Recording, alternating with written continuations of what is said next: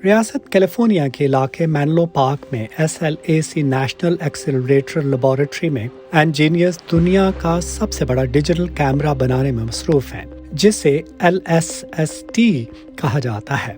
इस कैमरे को जनूबी अमेरिका के मुल्क चिली में वाक़े वीरा सी रूबिन ऑब्जर्वेटरी में नस्ब किया जाएगा, जहां यह आइंदा 10 साल तक रात के वक्त आसमान की तस्वीर रिकॉर्ड करेगा।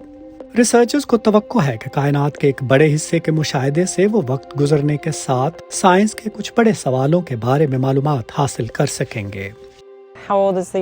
ये कायनात कितनी पुरानी है, ये कितनी तेजी से फैल रही है, ये क्यों फैल रही है? इससे हम कायनात के इस 95% हिस्से तक पहुंच सकेंगे जिसके बारे में हम बुनियादी तौर पर कुछ भी नहीं जानते। साइंसदानों का ख्याल है कि कायनात का 95% हिस्सा उस मादे और तवानाई पर मुश्तमिल है जिसे डार्क एनर्जी या डार्क मैटर कहा जाता है और जिसे बराह रास्त देखा नहीं जा सकता। लेकिन मुशाहिदे से वक्त गुजरने के साथ डार्क एनर्जी का अपने इर्द गिर्द के माहौल पर असरात का पता लगाया जा सकता है।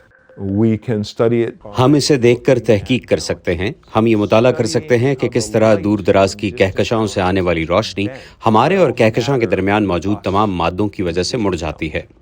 ये कैमरा बेशतर रिकॉर्डिंग रातों में करेगा और बुनियादी तौर पर एक टाइम लैप्स फिल्म बनाएगा। हर तस्वीर तकरीबन 3 अरब पिक्सल्स पर मुश्तमिल होगी, यानी एक स्मार्टफोन की तस्वीर के साइज से लगभग 300 गुना ज्यादा बड़ी। अमेरिकी हुकूमत के फंड से चलने वाले इस प्रोजेक्ट की तस्वीर बैनुल-अक़वामी मुहक्किकीन को फराहम की जाएंगी ताकि मुख्तसर दौरानिये में वकूअ पज़ीर होने वाले कुदरती मज़ाहिर की जानिब उनकी तवज्जो दिलाई जा सके। हम उन्हें देखकर 2 मिनट के अंदर अंदर पिछली तस्वीरों से मुवाजना कर लेंगे कि इससे पहले ये वाक़यात कैसे ज़ाहिर हुए थे और हम किसी भी फ़र्क की निशानदही करेंगे।